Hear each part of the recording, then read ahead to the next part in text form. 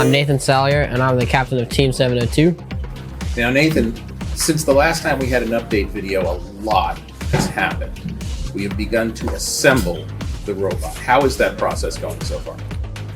It's pretty much done. We're adding a few parts here and there, but at this point, we're just filing everything down to make sure everything fits together smoothly and runs as it should.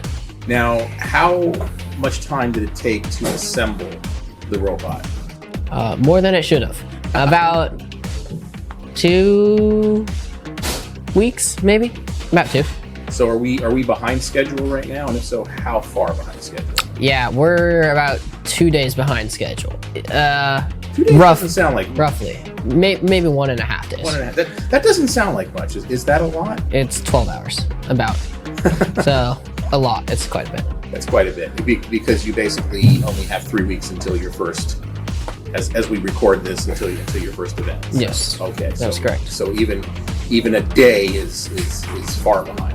Yes. Now, what I noticed is, as you guys were assembling the robot, you weren't just assembling one robot, you were assembling two. What's the story with that?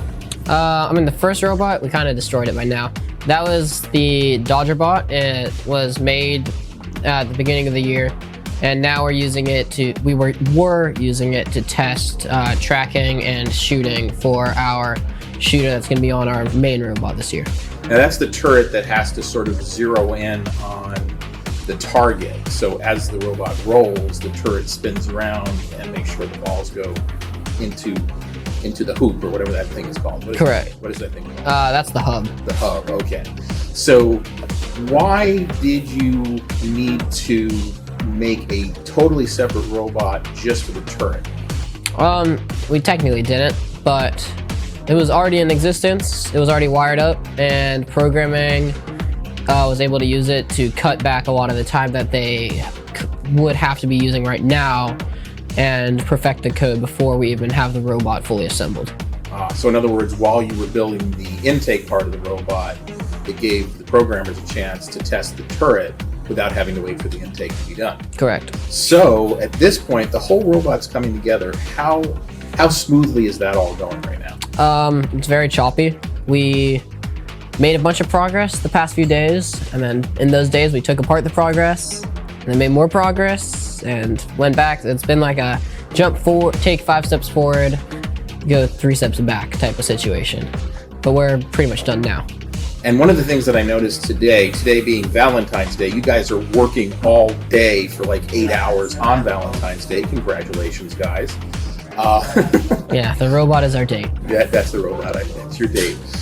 So at this point, what I noticed is I saw Rain earlier on today working on the cat. Isn't the cat locked? I thought I saw you guys locking the cat. Why was she working on the cat? We're just trying to make some adjustments, 3D print some parts that can help the robot run smoother. As we've noticed some issues occurring, we want to hit them and figure out a solution before they become too big of a problem during competition. So what is the next step once the robot is all assembled? What do you guys do next?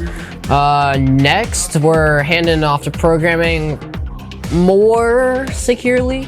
Programming's technically had their hands on it for all of today. They've used it for about 5 minutes, so we're basically giving it to programming now to do most of the work and finish the robot. All right, Nathan, you know how we end these videos, right? Yep. Thank you, sponsors and parents, for supporting us at Team 702, and be sure to come back to see our next video update.